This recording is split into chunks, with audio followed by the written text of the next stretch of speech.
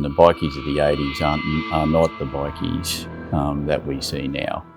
In an act described as foolish in the extreme, a drug-affected Anthony Zervas tried to stab Mick Howie with a pair of scissors. It's about 4,600, registered outlaw motorcycle gang members. Half of them live in New South Wales.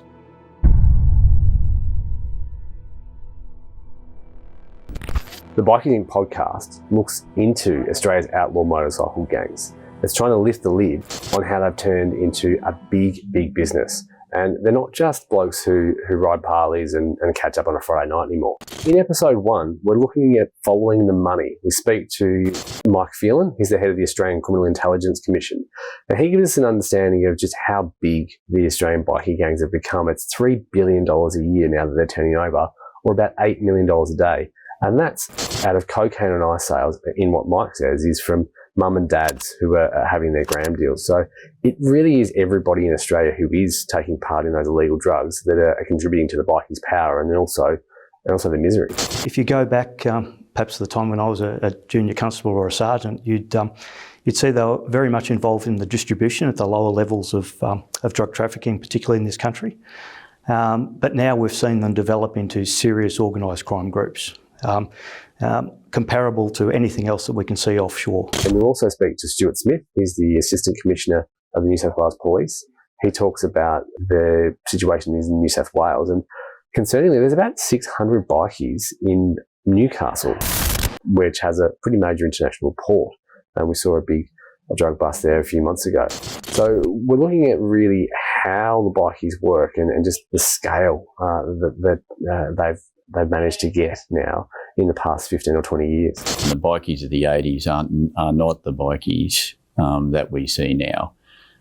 They've metamorphosed into a very commercial enterprise, still with the key feature of a level of violence. So the ability to bring a level of violent control into any endeavour that they operate in. So the Comancheros are the most prominent bikie gang in Australia at the moment. That's just because they've been shooting each other. Tarek Zahed's he's in hospital in Sydney, and his brother Omar was killed recently. The brother of Comanchero bikie boss Tarek Zahed has died after the pair were shot in the foyer of a Western Sydney gym last night. Omar Zahed received gunshot wounds to his stomach, arms and legs before going into cardiac arrest. There's been a spate of shootings across the country, even in Melbourne. But there's also about 38 outlaw motorcycle gangs across the country. Now, that's the official number from the ACIC. And they range from Comancheros, who are involved in serious drug shipments of up to $1 billion, down to smaller gangs. So they're not all industrial criminals, but a significant portion of them are. And there's some research that has found that about half of the bikies members have been in touch or have had a brush with the law. The bikies are making huge amounts of cash, and they're actually making huge profits. Now, Kevin Rudd, a few years ago, tried to put a mining tax on their super profits of those companies, and they kicked off. Well, he'd have a pretty hard go at doing that with the bikies. They're turning over $3 billion or so a year. At least half of that is profit. So half, $1.5 billion, pure cash taken straight off the top. Now, it's not just the foot soldiers, or it's not the foot soldiers rather that are actually getting this money. It's the people at the top of the tree. And it could be as few as 9 people at the top of the tree making hundreds of millions of dollars a year.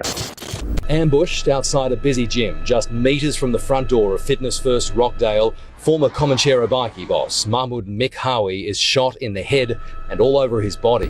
So Mick Howie was the head of the Comancheros, and he was killed in 2018, but he cast a long shadow across the underworld of Sydney. He was involved in the murder, allegedly, of Anthony Zervas at Sydney Airport in 2009. The 29-year-old was stabbed and bashed in the head with a steel bollard in front of hundreds of travellers at Sydney Airport's Terminal 3. This was a shocking situation where there was a blue between 2 bikies on a plane. It was a Qantas Flight 430 from Melbourne to Sydney. And then it actually spilled out into violence at the Sydney arrivals hall in Terminal 3. There was a man called Anthony Zervas who turned up to the airport to start a fight, and he actually was bashed to death with a 13-kilogram bollard. Now, Mick Howie was charged but acquitted of that murder. but he did do some time for it. But he was later killed in 2018 in another hit outside a gym. In episode 2, we're looking at cryptocurrency. So the bikies, as we've said, make a huge amount of money from these drug deals, but they've got to move it. And one of the ways they're doing it now is through cryptocurrency.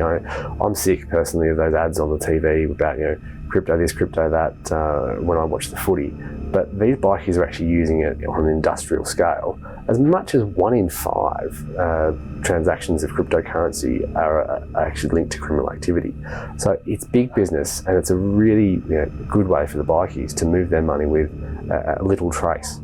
So if you want to hear more, check out bikiesinc.com.au. That's bikiesinc.com.au for the full podcast and all the episodes.